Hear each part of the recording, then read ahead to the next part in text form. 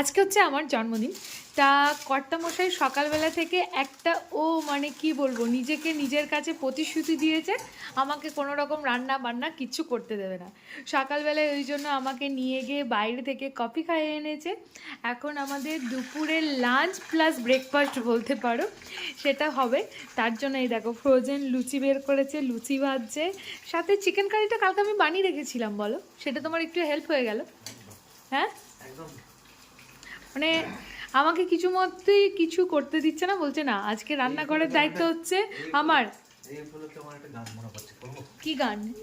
লা লা লা লা লা লা লা লা লা লা লা লা লা। আমি শ্রী শ্রী ভজ হরি মান্না, আমি শ্রী শ্রী ভজ হরি মান্না। ইস্তাম্বুল গিয়ে জাপান প্যারিস গিয়ে শিখেছি রুচির এই রান্না।